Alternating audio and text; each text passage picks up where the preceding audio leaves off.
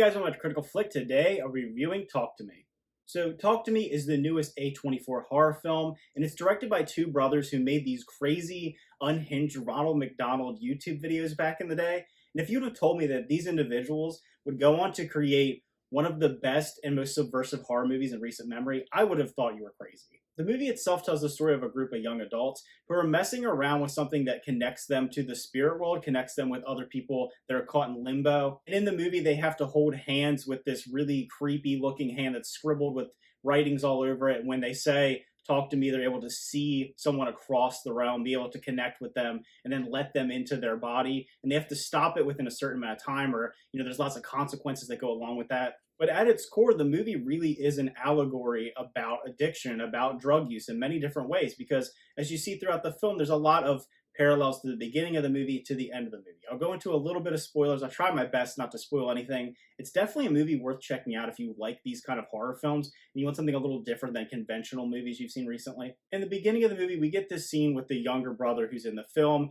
and they're talking about, smoking a cigarette and what the consequences are, whether you get cancer instantly, what it can cause, and kind of the peer pressure that goes along with that. And that plays out again and again throughout the film. The movie really is showing them doing this weird ritual of speaking with the dead in a way that you would see a group of young people using narcotics, using drugs. So it has that kind of idea of it's ridiculous and it's a party atmosphere, and they feel like they're sent to like this euphoric realm, and they know it's bad for them, they know it's risky, but they just keep doing it and pushing it further and further until we get really bad consequences. And that's the way that the story is told. We're even learning about the origins of where a character received this hand, where they got it from, and it feels very much like what we've seen in different stories of people that are hooked on drugs. They have someone that just kind of, they hang out with at a party and they get them to use it and they get hooked on it, and then somebody ends up ODing or ends up dying, and it plays so well parallel to those cautionary tales, but doing it in this horror framework. So it's really creative. I think all the performances in the film were really solid. In particular, Sophie Wilde plays our main character, Mia,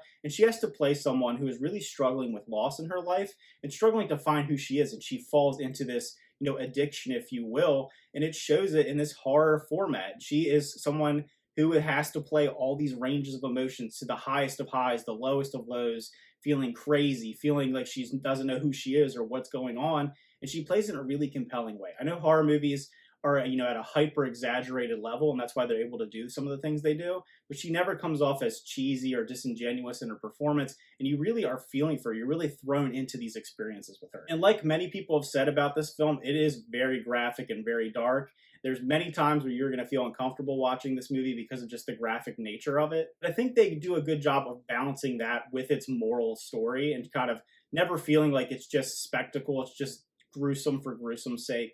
And one of the things the movie does right away, and like the very first scene, is it does a good job of blending this idea of euphoric happiness, this big party atmosphere, having fun, feeling, young and powerful, to being chopped down immediately. And it does those almost needle drop moments a couple times in the film, and I think it uses it to good effect because it has kind of a party atmosphere to it at times, and then it will immediately cut to some of the darkest things you've ever seen. Another thing that I really enjoyed about this film in particular is it doesn't rely on classic horror tropes like jump scares. It's able to disturb you in just the events that are happening and what these characters are going through without having to use kind of, let's say like kind of cheap tactics to scare a general audience. And that brings me to another point. I don't know how general audiences will receive this film.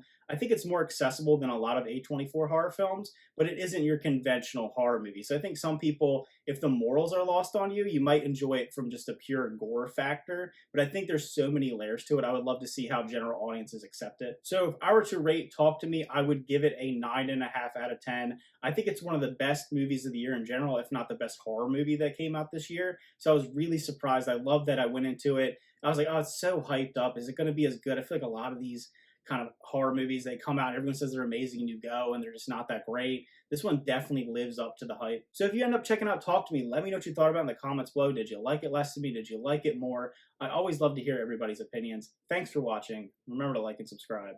See you guys next time.